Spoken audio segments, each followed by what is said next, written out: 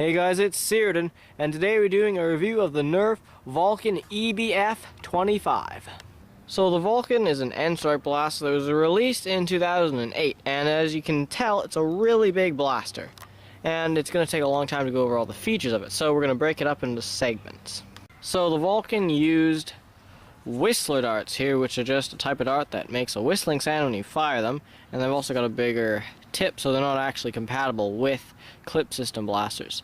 And it was kind of unique because it was the only blaster to use this, which is the Vulcan Belt, and it was a 25 dart belt. As you can see, it's really long there.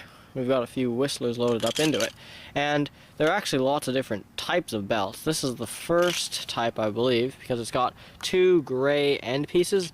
There was another that has one green end piece, and then there was another one after that which has like half of the I guess the part that surrounds the head of the dart. Half of that's gone, so you can reload it easier. But this length is the best because you can actually link them together, and you can make like a huge, like 100 dart chain, and then you can just, just destroy everyone with your huge capacity.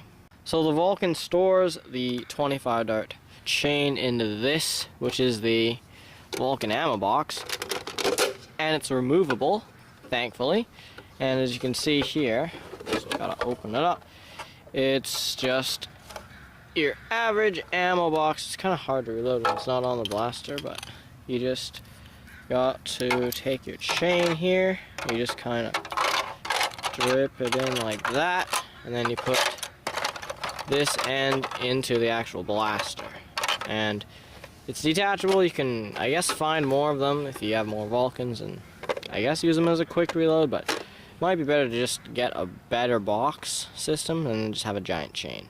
So the Vulcan was also the first blaster to have a tripod, and thankfully it's also removable.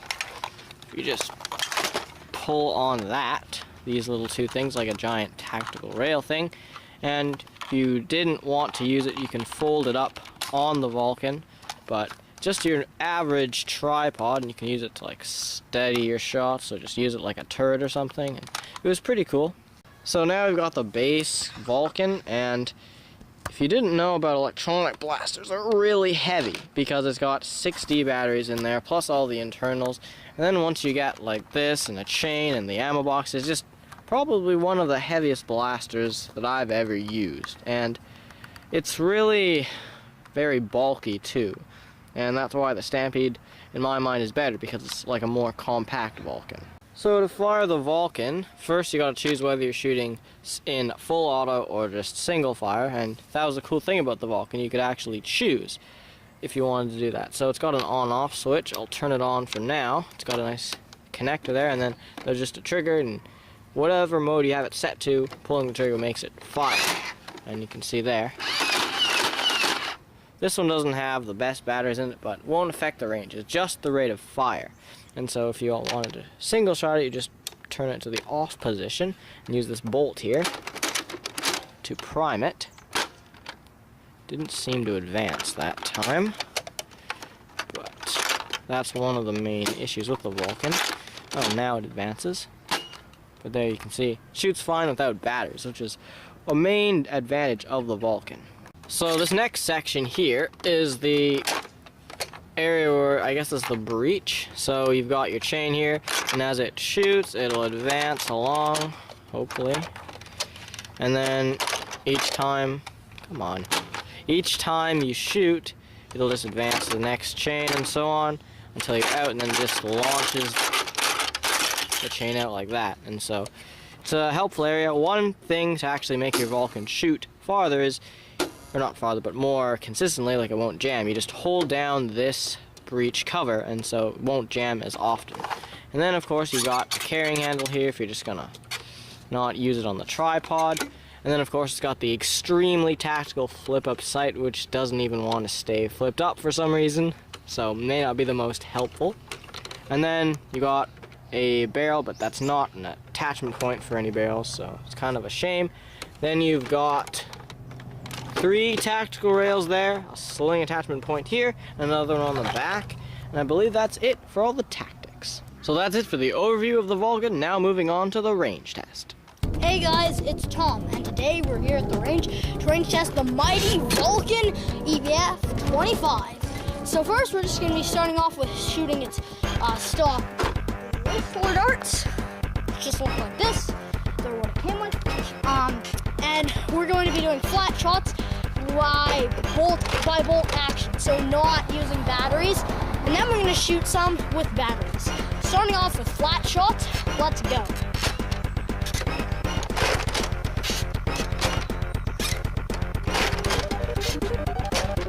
Okay, now we're going to do angled shots, fully automatic mode.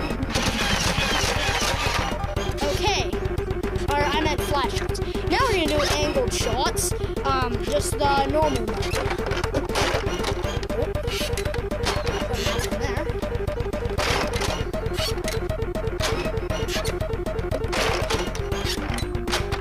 Okay, now we're going to do angled shots, fully automatic mode. Oh, we seem to have a jam. Okay, that's it for shooting the darts. Now let's check the ranges. Okay, so our first 3 shots here at around 25 to 26 feet. Then we have one a bit after 26 feet. 2 from 28 to 29 feet. One at 32 feet. One at 34 feet. One at 36 feet. One at 38 feet. And way up here, we have one at 47 feet. And the last one is at 49 feet. Okay, that's it for shooting whistler darts. Now we're going to move on to elite darts. Now we're shooting elite darts out of the Vulcan EBF-25. Starting off with flat shots, not battery using mode.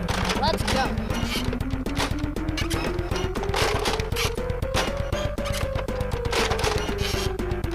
Okay, now we're doing flat shots, fully automatic mode.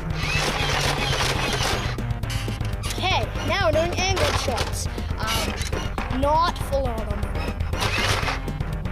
Let's turn it off.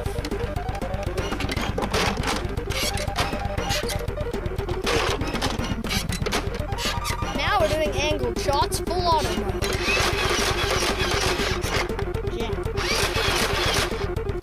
Okay, that's it for shooting the darts. Now let's check the ranges. Okay, so we have 2 dud shots, one at 7 feet and one at 11 feet. Now we're going to continue to our real shots. Our first shot is at 19 feet, one at 22 feet, another one at 24 feet, one at around 28 feet, one around 30 feet. Up here, one at 33 feet and one at 35-ish feet. Now we kind of have a group from 36 to around 37 feet. Okay, that's it for our range test. Now into the conclusion. So overall, the Vulcan is a really fun blaster to use because, I mean, it's full auto, and you can also use it in the single shot mode, which is just nice because you don't always have to use batteries, and you can also control your rate of fire. But, I mean, in all practicality, it's probably not a very great blaster to use in a war if you're all being, like, competitive and stuff, because, I mean, it's really bulky and pretty heavy, and it's also, I mean, it doesn't shoot all that far. So the attachments the Vulcan comes with, like the tripod, are pretty nice because, I mean, you don't always have to carry something that's really heavy, but I mean, it's nice that you can fold it up, but it's not the best tripod because sometimes it doesn't stay out and sometimes it falls off, and it's really hard to get kind of on there, but it's okay. I mean, it does what it's supposed to do. So one of the main problems with the Vulcan is that it does tend to jam quite a bit because it uses those belts, and sometimes it just doesn't feed for whatever reason, and there's not really too much you can do about that. It's just kind of the way the belt system works, and if you just have a Vulcan, you're going to have to live with jams every now and then. So the Vulcan has quite a few color schemes. It's got the yellow one here, there's a Sonic version, a clear version, a red stripe version, and there's a new like elite repaint version, which is just white and looks kind of strange, but there's a lot of different colors of Vulcans to choose from. So there's also some weird things that go on with the Vulcan. First of all, there's actually a giant prototype Vulcan, which is the Vulcan BF-50, and it's just a huge Vulcan that fires these giant whistling darts, but they were never sold, and there's, I think, only like a few ever made, and you can see them. I think there's videos of them on YouTube. And another weird thing about the Vulcan is that you can actually, on certain Vulcans, shove a long strike barrel down the actual front of the Vulcan, so you can have like a couple more tactical rails or something, and it only works on the Vulcans that have like a, see on the front of our Vulcan there's like a piece sticking out, but on some other Vulcans that piece isn't there, so you can actually stick a long strike barrel inside and just looks kind of strange. So we just had to move inside because our camera actually died, but I'm just going to finish up the video quickly. So overall, I think you should get a Vulcan if you just want a blaster to have a good time with, because it's a whole lot of fun to just shoot all of the whole chain just really fast, and it's even better when you have a 100 dart chain. But in all practicality, it's not going to be a great blaster, so I wouldn't recommend you get one if you're going to use one in like a professional war or something. But overall, the Vulcan is a really great blaster, and I really do like it. So that's the end of our review of the Nerf N-Strike Vulcan EBF-25. Thank you guys so much for watching. Please like and subscribe.